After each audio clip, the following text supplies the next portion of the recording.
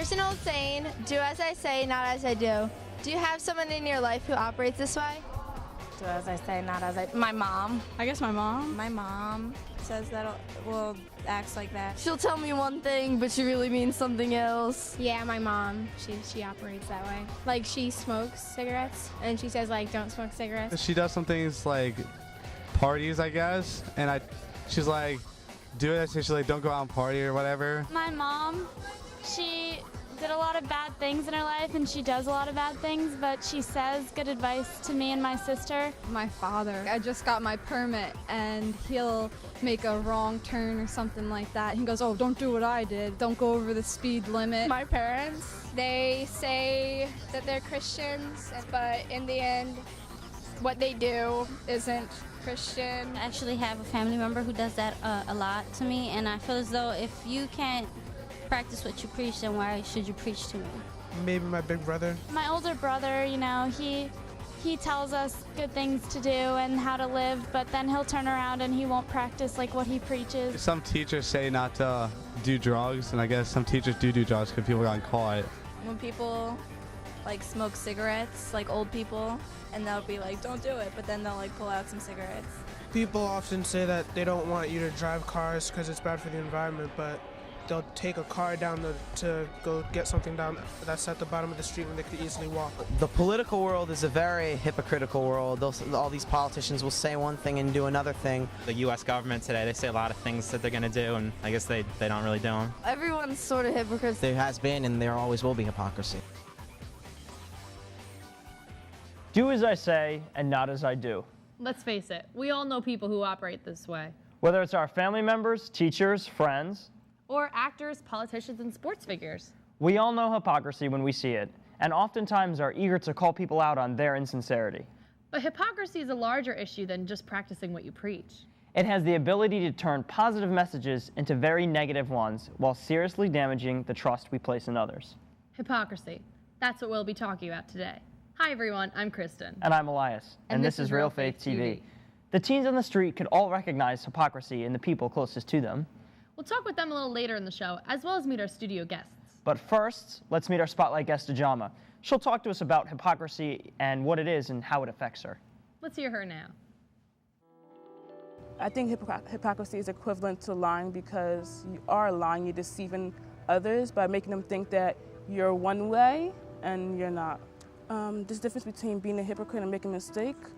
With making mistakes, you tend to catch on to what you did, and try to, fix it. But with hypocrites, they tend to do it over and over again, and they do realize what they're doing for the most part, and they continue to do what they're doing. When you realize what you've done is a kind of hypocritical, you can discern it by trying not to do it again, trying to fix the problem and maybe go to the person and tell them what you've done was hypocritical and try to fix it. I've acted like a hypocrite when I tell my sisters not to take my clothes without asking, and then I go back and I take it, and then I try to change it around to make it seem as though I wasn't in fault. But I've tried to change because I do yell at them a lot about doing things like that. And another example is recently my friends and I were in college. We made a kind of a pact to study and get straight A's, and my friend just recently told me that she failed her test. I'm like, how can you do that? Telling her it's a bad thing, when I realized that I don't study as hard too, so we're both kind of failing in the pact we made. So I've tried to kind of take my advice to start studying more. I thought it was really interesting what Ajama said in the beginning about it's lying. You're making people believe that you're something that you're not. We know what hypocrisy means, and we talk about it all the time, but there's never really a good definition for it. And I guess lying, I don't know. It put it in perspective for me. Yeah. But let's meet our studio guests and see what they have to say about it. Okay.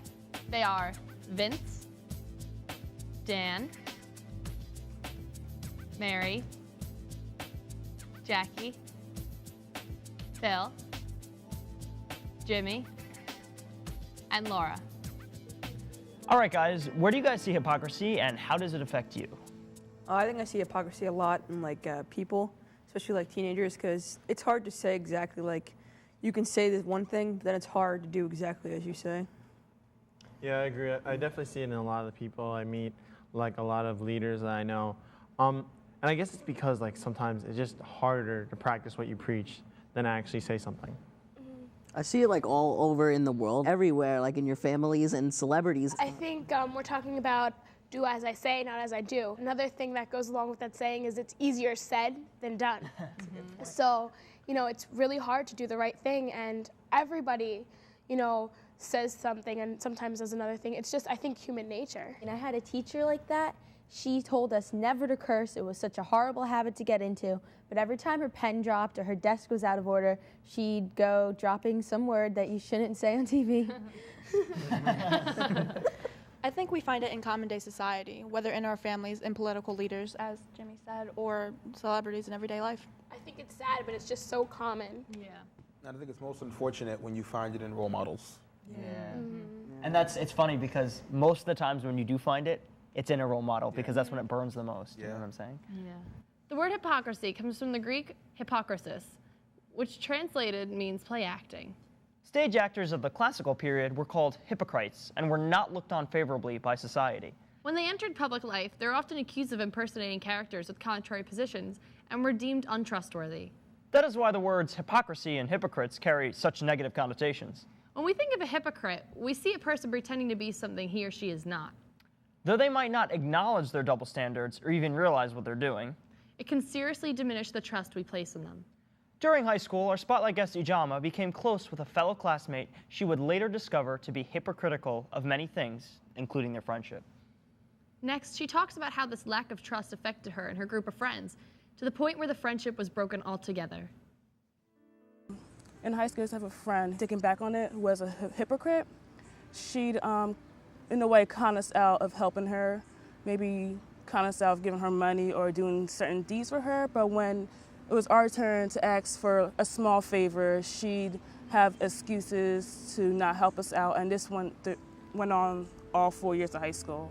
After a while, it was kind of hard to hang around her because almost everything that she did was hypocritical, and it kind of repels the friendship and makes you don't want to hang around the person anymore. Like, she put on the facade that she was a good friend, and she tricked us into everything, and then after 4 years of high school, we looked back and realized everything about her was a mask. She wasn't really who she was.